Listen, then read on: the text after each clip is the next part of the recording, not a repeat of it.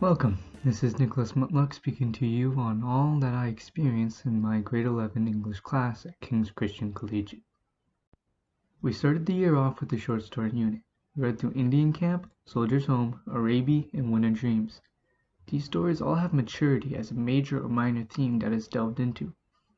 Each author has their own take on what maturity means and how to attain it. Some would say you need God, some would say you need a certain set of characteristics, and some would say you need to experience very specific events of both the good and bad kind. However, what they all say you don't need is to be a certain age, within reason of course. In fact, most of the short stories discussed start with and follow youth like myself. I find this very important because it gives testament that youth are able to act maturely, or at the very least progress along the road to maturity. You can find a great stigma against youth nowadays in how they are unruly, can't focus on their tasks, are not fit for a professional setting, are unable to comprehend concepts greater than themselves. And keep in mind that this stigma did not come around without good reason, but to make decisions based solely on the stigma that all youth just won't act maturely when they are needed to is quite annoying, because it is simply not true.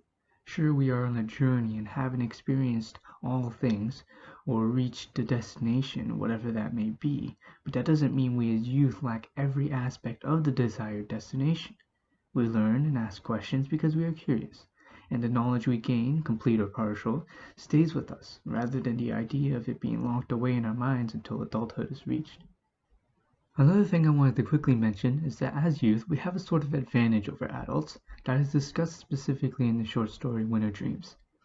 In short, youth dream a lot, and often the dreams are quite ridiculous from an adult's perspective. But a child's dreams and aspirations to make them in reality isn't a bad thing. The idea of a child while transitioning into maturity, taking those dreams and molding them into their very own realistic and personal goal is what really hits home for me, because it is what's most applicable to me at this point in my life. A goal set for oneself, created out of their own ideas and beliefs, never lacks motivation behind it. And motivation is something that appears to be so fleeting for me personally and in today's society. The next unit introduced was the Independent Study Unit, in which I got to read Tom Brown's School Days. This book was quite interesting because it was so influential on the education system of the 1800s that it still has some prominence 200 years later in the education system of my time. It talked about the importance of having both physique and spirituality in a student's education. Without physique, one cannot be actively social and play games with his or her classmates. Without spirituality, one will be led astray and make wrong decisions unbeknownst to them. In a sense, I take this both literally and as a metaphor for something else. Literally, being fit and social growing up while having guidance in God are important aspects of life for anyone. In different words, I also see it as having the ability or courage to act in a social environment while also having the right spiritual guidance and thinking processes behind those actions being made in the social environment. The book emphasizes a greater focus on having the right guidance in your decisions. However, in today's world, guidance is sadly so much more easily abused. So in this rare case, I would suggest a more or equally valued focus on independent thinking behind your actions. The last piece of literature, and one that we studied for the majority of the semester as a class, well, sort of, given our situation, was The Adventures of Huckleberry Finn. We discussed the deepest level of this book, of which the author, Mark Twain, describes as moral cowardice and moral courage, and how they fundamentally oppose each other when it comes to fighting the injustices of a majority group. In the book, the injustice was slavery, and everyone was either too cowardly to do anything about it or remained ignorant of the institution's injustices. All I can say about this message, for me, is that when the time comes, I hope I have enough courage to stand up for what is right. I don't have much experience in this area, but I'm sure many times will come where I have to oppose the large group as an individual to make my viewpoint known to others. I felt that this book was a great reminder to look for flaws in the systems that we both oppose and hold close. If we remain ignorant of what other groups and what our own groups are doing, then we may miss huge injustices all because we did not search for or act upon the information we found.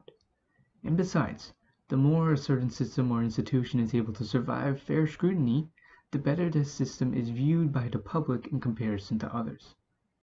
Before we end this video off, I wanted to talk about one last thing that I noticed when coming near to the end of the semester. All of these writings have a common attribute. Every developing character that the author focuses on thinks and changes. As silly and obvious as that sounds, I want to say that ignorance is the enemy of these authors. If no one thought about their own lives, opinions, and convictions, the groups they associate with, or the world as a whole, then no one would ever change. Change cannot happen without thinking first, so it is key to anyone who wants to change.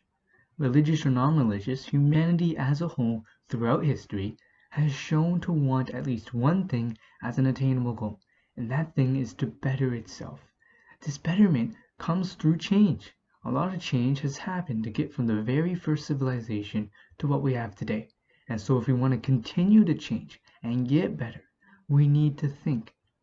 Having said that, I think Huckleberry Finn brings up a great point on making the leap towards change. Thinking is one thing, but doing is another. No one likes to change, but we all do it in little ways, like it or not, and sometimes in big ways. When we change in big ways, great leaps forward can be made in society, and it is the people who lead those big changes that the author of Huckleberry Finn, and myself personally, exalt because they achieve humanity's goal. And that was my grade 11 English class. Best wishes and thanks to anyone who made it this far on hearing my thoughts on the literature I have studied, although it'll most likely only be my teacher who watches this. Good day.